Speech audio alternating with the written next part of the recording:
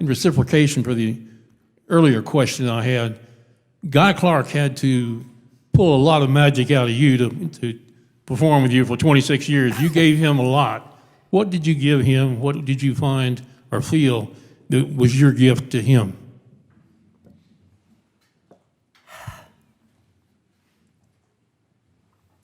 Well, first of all, I don't know that I gave Guy Clark a lot. I hope I did. What I was trying to do is, and I guess this was your question, what did I give him?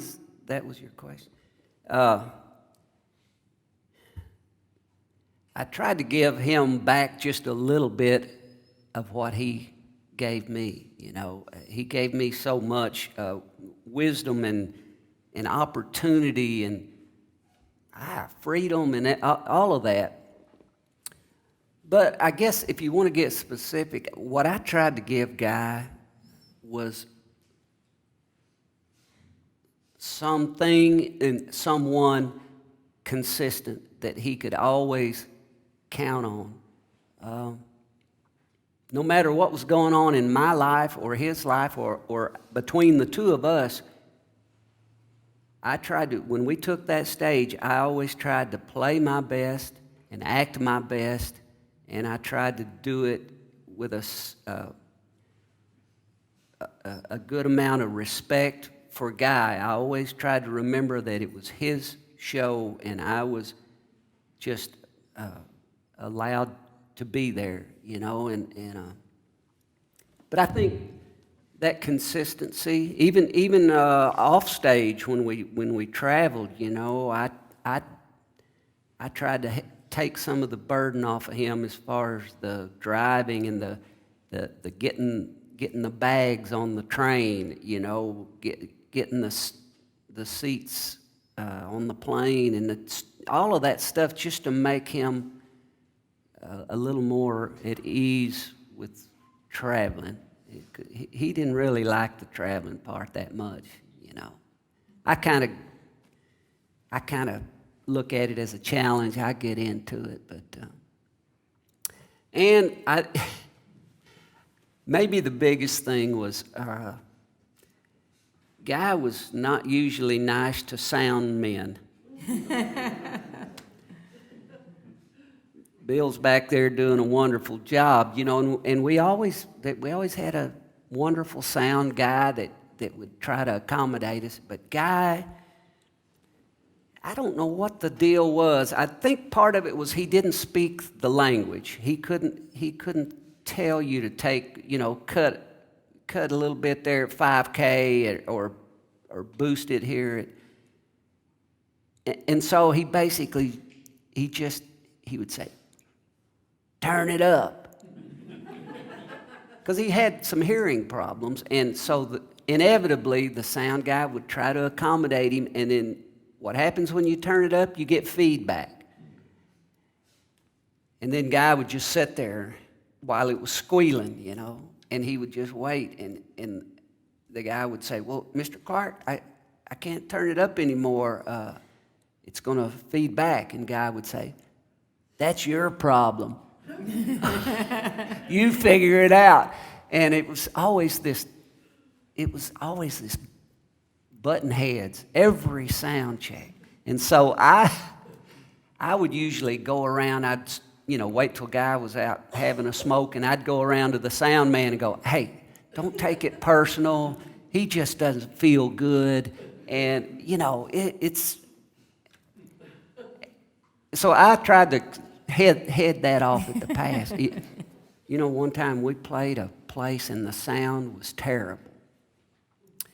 And after the show, we're back in the back room settling up with the owner, and the owner was so happy. He comes in and he lays a stack of cash this big on the table, and he goes, Guy, we made $3,000 more than what I offered you.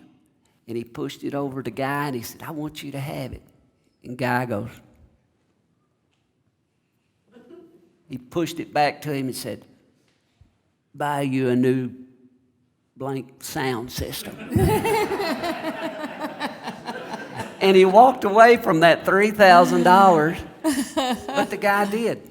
Well, good for He him. bought a sound system, and now it sounds beautiful, and it's great. And Oh, that's a great story. I don't know. I'm not sure I answered your question, but I had fun trying.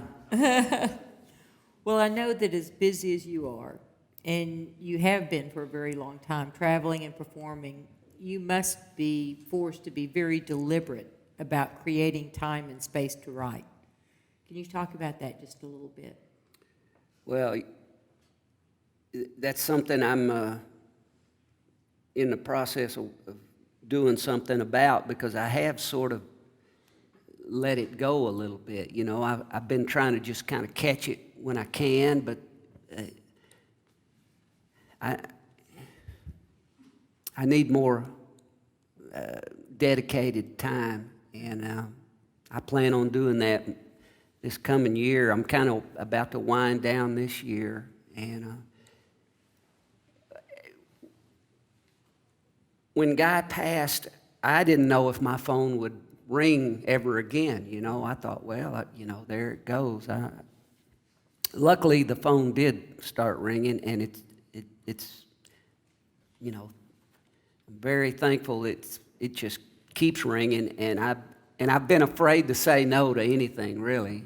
So I've been working a whole lot, as much as I can possibly work, and which is all good, but it has cut into my creative time, and I'm starting to feel a little edgy about it. Mm-hmm. Something's a little off. I need to pay attention to it. Yeah. Yep. So, you know, in terms of songwriting, although each experience in the creative process of writing a song is unique, some come as a gift, others are the product of protracted labor. For the sake of our audience here, and especially for our students who might aspire to be songwriters, could you take us through one of your creations and kind of talk through that process a little bit? Sure. Let me think of a good one to...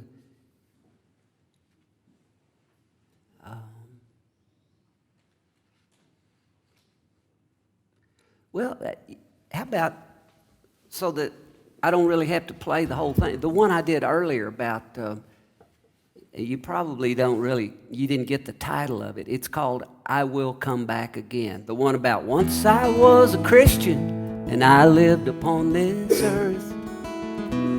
Okay, now, even though that came to me all at once, but I knew what was happening, and I knew that, I knew how to assemble it. I knew.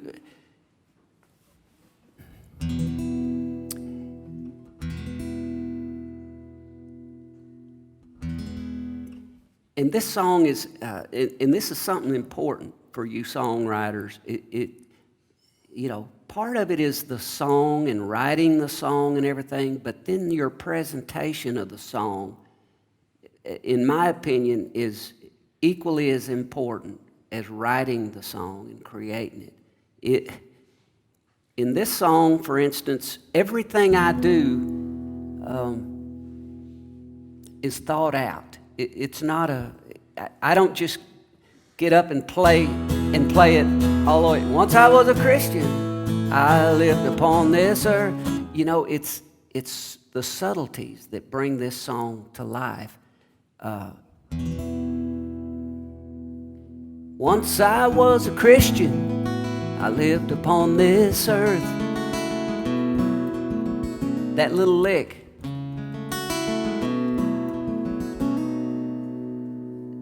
That's a lick I worked really hard at, because I felt like it had some tension. And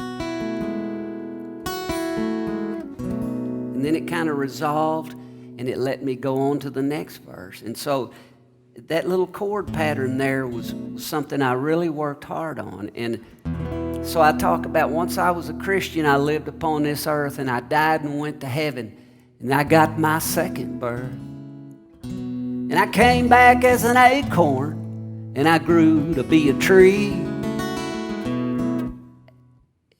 My thinking on that was, okay, I started it off, it's kind of heavy, you know. Once I was a Christian and I got a second birth, and I know there's going to be people out there probably going, oh, here we go, he's going to preach to us, you know. So I wanted to immediately, I didn't want to lose them because of that, so I immediately brought in something a little lighter. I came back as an acorn, and I grew to be a tree, but I made a mighty shade when the sun came down on me. And then I felt like it was time to move on, you know. In one life, I was an outlaw, and I lived up in the hills, and I'd run the alcohol. Even that word alcohol, I don't just say alcohol. I ran the alcohol to the buyers from this. It's alcohol. I was a moonshiner. I was an outlaw, and I lived up in the hills, and I ran the alcohol to the buyers from the stills.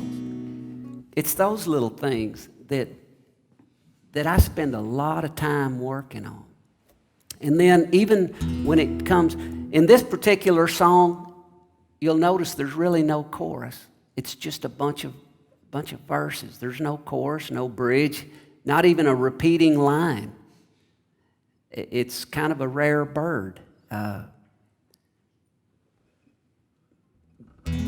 I felt like, you know, I think I do like 4 verses, and I felt like it needs some release. It needs some relief. People have listened to 4 verses, and every one of them are the same thing. And you can feel it. You can feel it when it's time. Something needs to happen. And I thought it needs an interesting little instrumental passage. And I thought to myself, what's one of the most recognizable instrumental passages that I can think of? And my mind instantly went to, let's see, no.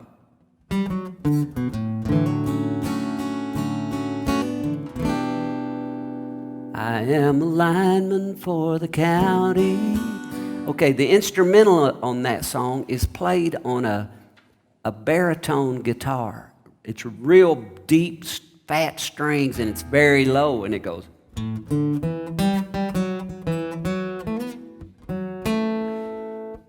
That doesn't sound very good there, but on a fat, deep baritone guitar string, it booms. It comes through the speakers, and you know it when you hear it.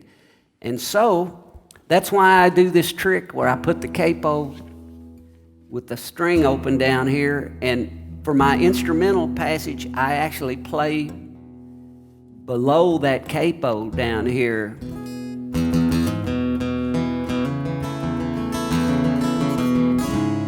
Watch.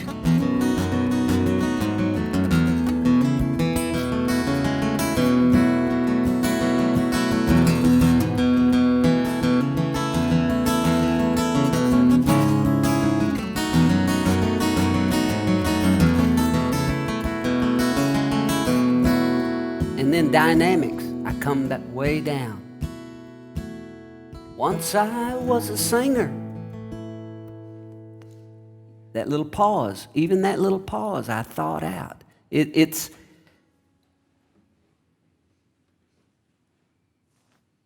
everything is important. The words are important. The music is just as important as the words.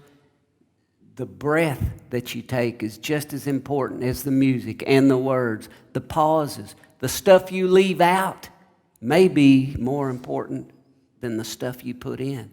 Because when you leave space, it gives the audience time to fill in that space with their own visions and images. And so I guess to bring it to an end, don't just write out a lyric and then come up with a chord structure and play it, you know, and start. If you got a volume meter, you don't want it to start here and play all the way through and then you end there. It's a song needs to breathe and it's alive. You take us up, swell, and then drop us off the other side of that wave and come down here in the valley for a minute and let us anticipate the climb again. And then when we come to the big finish, we feel like we've taken a nice journey. We didn't just like walk across a flat prairie. We got to see some canyons and climb some hills. And that's my songwriting lesson in a nutshell, I guess. That's a good one.